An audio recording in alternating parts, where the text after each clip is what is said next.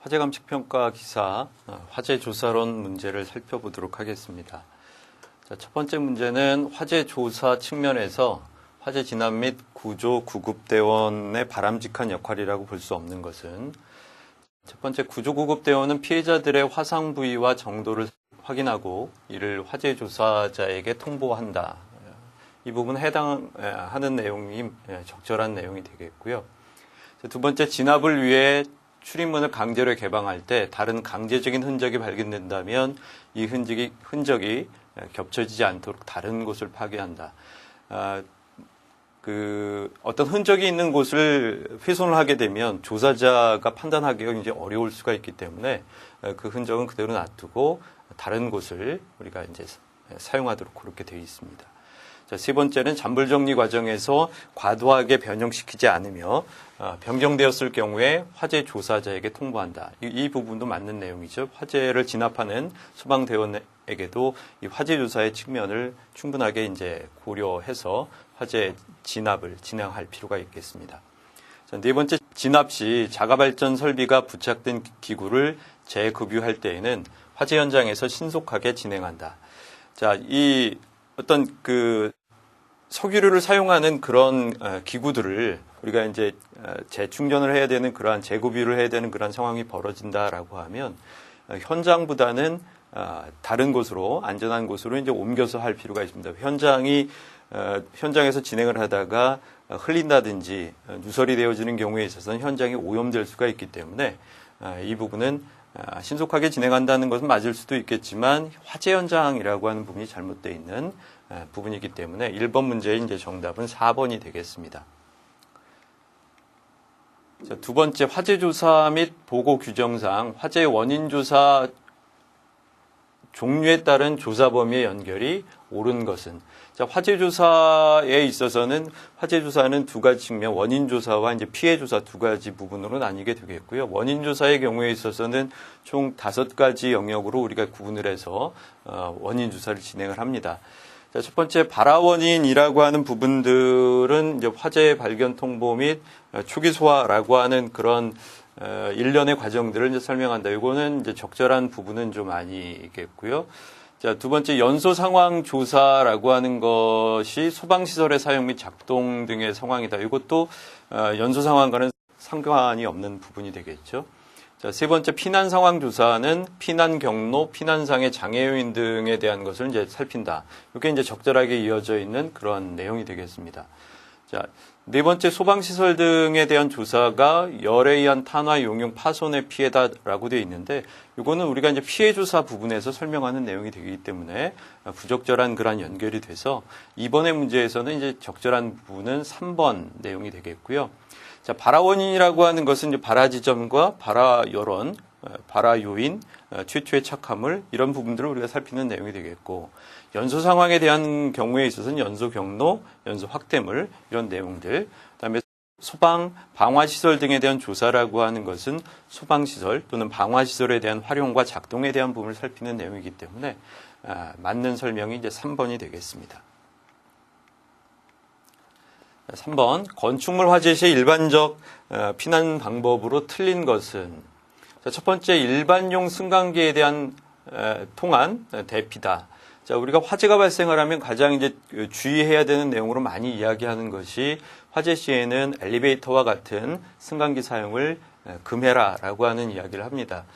따라서 1번에 나와 있는 일반용 승강기를 통한 대피라고 하는 것은 피난 방법으로 부적절한 그런 내용이 되겠죠. 그래서 첫 번째가 이제 틀린 내용이 되겠고요. 지상 및 피난층으로 대피, 피난 안전구역으로 대피, 비상계단 및 특별 피난 계단을 활용해서 5개로 대피해라. 이런 내용들은 이제 맞는 설명이 되세요. 3번은 1번이 답이 되겠습니다. 자, 4번.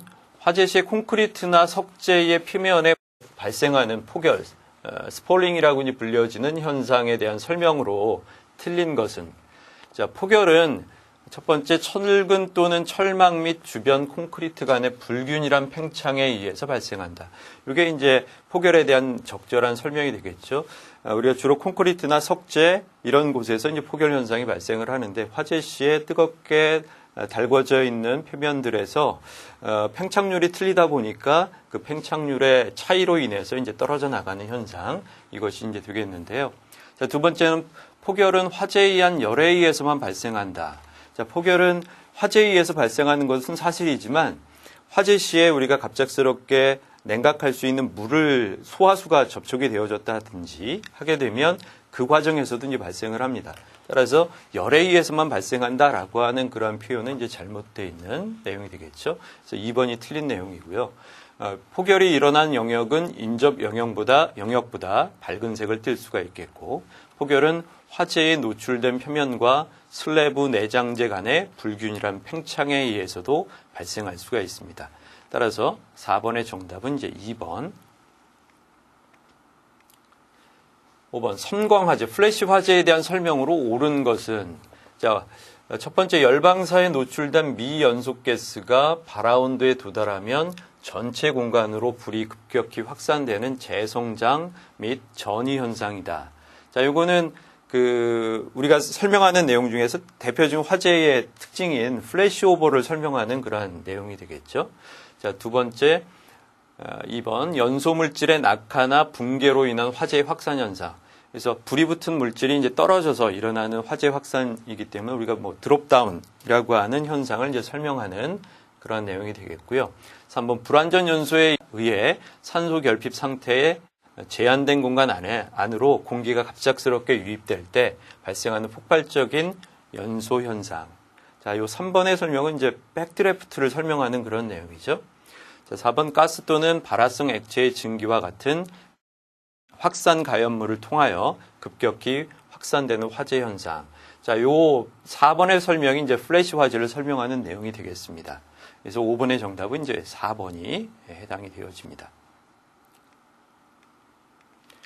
자, 6번 건성류를 우리가 공기 중 다공성의 가연물 속에 스며들게 해서 장기간 방치하면 발생하는 반응열이 뭐냐?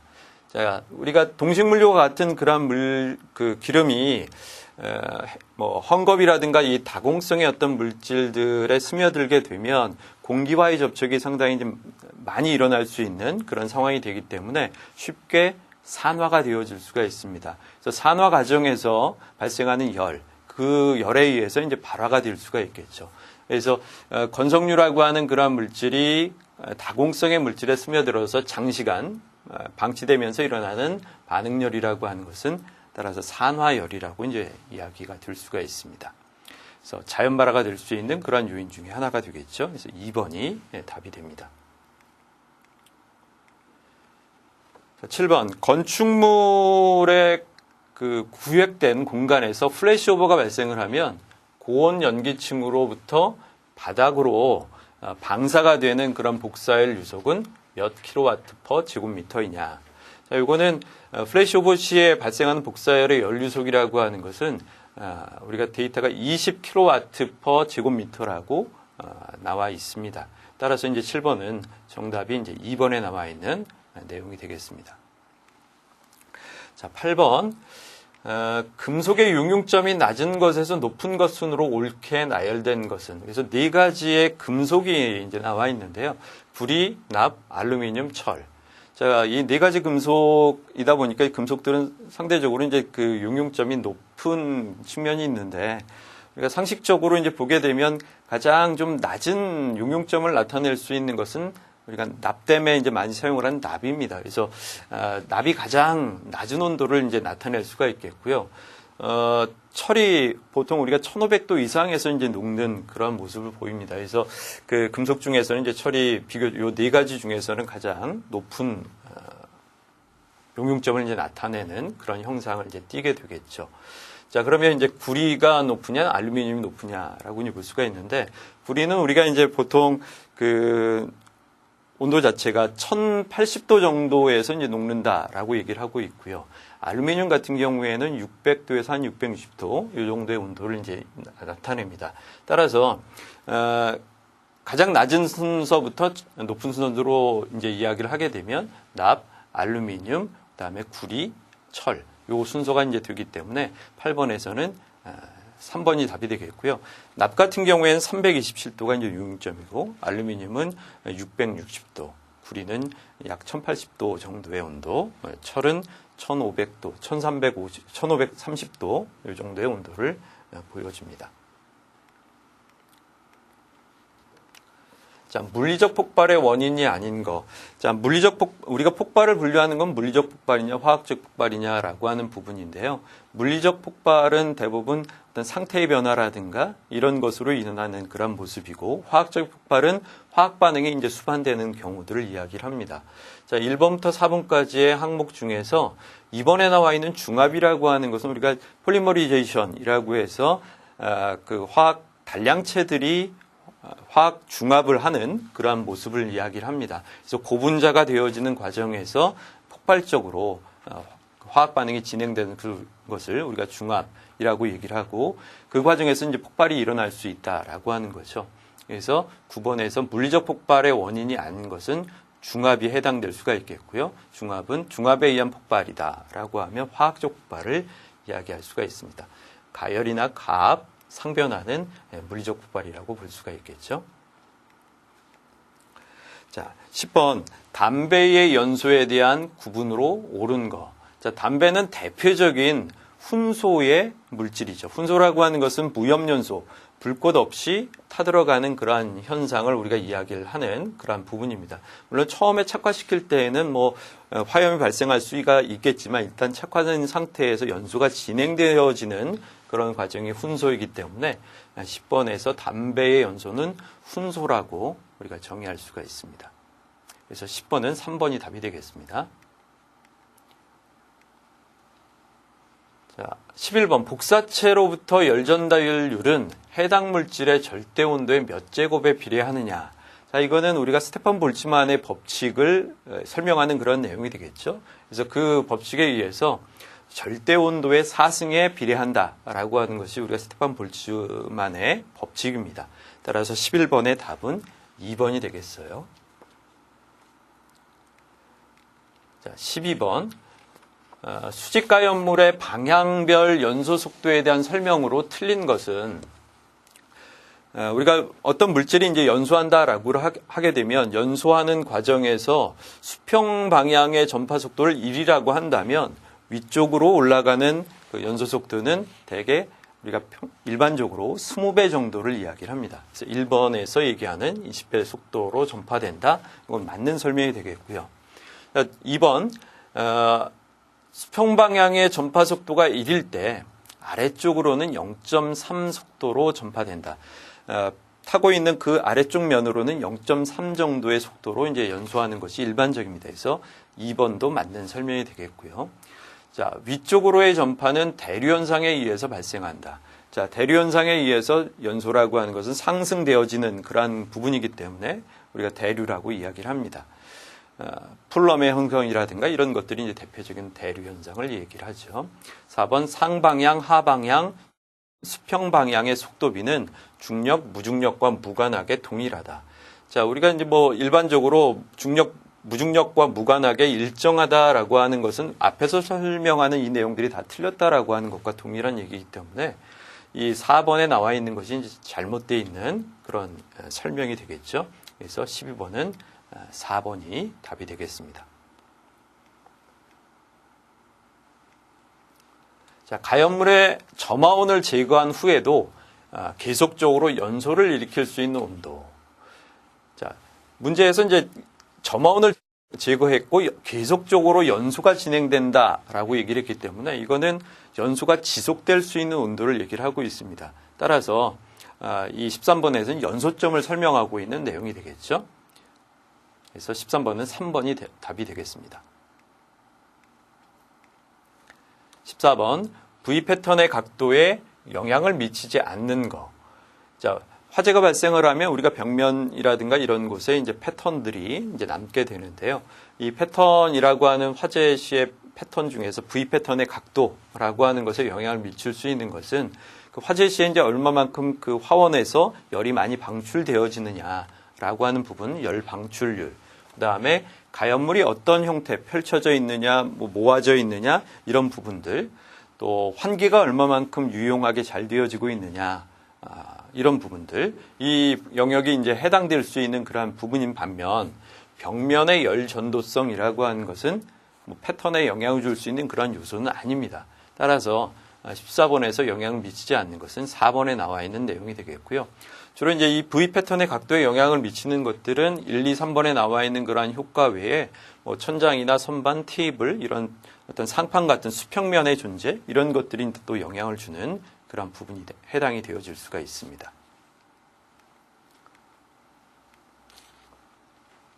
자, 15번 화재 조사 전의 준비사항 중 인원 편성과 임무 분담 시의 고려사항이 아닌 거. 자, 15번의 이 내용 중에서 첫 번째 화재 규모. 화재가 얼마만큼 크냐, 대형 화재다라고 하면 화재 조사 시에 어떤 인원 편성이라든가 이런 것들을 굉장히 많이 잡아야 되겠죠. 자, 연소의 범위. 마찬가지로 연소되어진, 화재가 진행되어진 그러한 영역들이 굉장히 넓다라고 하면 그런 부분에서도 이제 해당될 수가 있겠고요. 자, 소속 물건의 퇴적 상황. 그래서 굉장히 많은 연소 이후에 그런 퇴적물들이 많이 존재한다라고 하면 그런 경우에는 많은 인원들이 투입되어야 되는 그런 상황인데, 자, 4번에 피해자의 신분이라고 하는 거는 실제로 화재 조사를 할 때 어떤 인원 편성이라든가 임무 분담의 우리가 고려사항은 좀 아니죠. 그래서 15번에는 4번이 해당되어지는 내용이 되겠습니다. 자, 16번. 석유류 가연물의 위험성이 아닌 거. 자, 석유류 가연물, 우리가 뭐 일반적으로 휘발유라든가 등유, 뭐 이런 것들이 이제 그런 해당하는 내용이라고 볼 수가 있는데, 자, 첫 번째, 기체의 비중이 낮다. 자, 석유류라고 하면 우리가 액체 가연물의 형태로 이제 주로 이야기할 수 있는 부분들인데, 액체 가연물들 같은 경우에는 물론 기체의 비중이라고 하는 것, 비중은 우리가 공기에 비해서 얼마만큼, 기체의 경우에는 무거우냐 가벼우냐 이걸 얘기하는 그런 부분이다 보니까 대부분의 석유류 가연물들은 기체화가 되어지게 되면 공기보다는 무겁죠. 그래서 가라앉는 형상을 이제 보이게 됩니다. 그래서 첫 번째 나와 있는 기체의 비중이 낮다라고 하는 것은 좀 해당하지 않는 내용이 되겠고요. 대부분 석유류 가연물들은 인화점이 낮은 대상이고, 연소 범위 하한이 낮고, 또 폭발의 위험성도 존재하는 그러한 것이 이제 석유류 가연물의 위험성이 되겠죠. 그래서 16번에는 1번에 나와 있는 내용이 이제 해당하는 사항이 되겠습니다. 17번, 목재의 타는 속도, 연소 속도에 영향을 미치는 인자가 아닌 거. 자, 첫 번째, 목재의 수령. 수령이라고 하는 건 뭐 오래된 나무냐, 나이가 오래된 이런 부분이냐, 적으냐 이 부분이다 보니까 어린 나무라든지 뭐 오래된 나무냐 이것에 의해서 영향을 받는 경우는 많지가 않습니다. 따라서 일단 첫 번째 수령이라고 하는 부분은 해당하기 어려운 그런 부분이라고 볼 수가 있겠고요. 자, 목재의 밀도.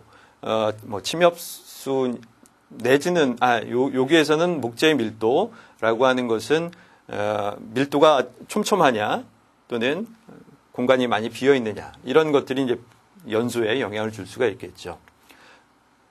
자, 목재의 종류, 화렵수냐 침엽수냐 이런 것에 따라서도 영향을 받을 수가 있겠고요. 표면적 대 질량의 비율, 이것도 밀도 부분과 이제 연관성을 갖는 부분이죠. 그래서 다 해당될 수 있는 부분이어서 17번은 1번의 수령이라고 하는 나이 부분에 대해서는 상관성을 갖지가 않습니다. 자, 다음은 과학적인 조사 방법론에 대해서 어떤 단계에 대한 설명을 하고 있는 것이냐라고 하는 건데요. 자, 수집된 경험적 데이터의 전부를 조사자의 지식, 교육, 경험에 비추어 세밀하게 조사하는 과정이며 주관적이고 추리적인 자료는 분석에 포함될 수 없고 단지 관찰과 실험에 의해 확실히 입증된 사실만을 포함하는 단계. 자, 문제 설명에서 수집된 데이터 전부를 토대로 해서 관찰하고 실험해서 어떤 사실을 입증해서 포함시키는 단계라고 했기 때문에 어떤 데이터를 활용한다라고 하는 부분이죠. 따라서 데이터 분석에 대한 것을 설명하는 내용이 되겠습니다. 그래서 18번은 4번이 답이 되겠고요. 자, 19번. 목재의 탄화심도 측정 시 유의사항이 아닌 거. 자, 첫 번째, 게이지로 측정된 깊이 외에 소실된 부분의 깊이를 더하여 비교한다. 자, 탄화심도는 현재 그 탄화된 그 부분만을 측정하는 것이 아니라 이미 타서 소실된 부분들, 없어진 부분까지 포함시킨다라고 하는 것이 측정의 방법이 되겠고요. 자, 탄화되지 않은 곳까지 삽입될 수 있으므로 송곳과 같은 날카로운 측정 기구를 사용한다. 앞과 뒤가 좀 틀렸죠. 그래서 이 송곳과 같은 날카로운 것을 사용을 하게 되면 탄화되지 않는 곳까지 삽입될 수가 있기 때문에 이런 송곳 같은 것, 날카로운 것은 사용하지 말아라 라고 하는 것이 측정 시의 주의사항이죠. 그래서 2번이 잘못되어 있는 내용이고요. 3번 측정기구는 목재와 직각으로 삽입하여 측정한다. 정답이고 4번 맞는 답이고 4번 탄화된 요철 부위 중 철 부위에 택하여 측정한다. 이것도 맞는 설명이죠. 따라서 유의사항이 아닌 것은 2번이 되겠습니다. 20번 충격에 의해 파괴된 유리의 단면에 일련의 곡선이 연속해서 만들어지는 형태. 자, 문제에서 설명하고 있는 내용은 이제 리플마크를 설명하는 내용이 되죠. 리플마크라고 하는 설명 대신에 우리가 월러라인이라고 하는 그런 설명을 같이 쓰기도 합니다.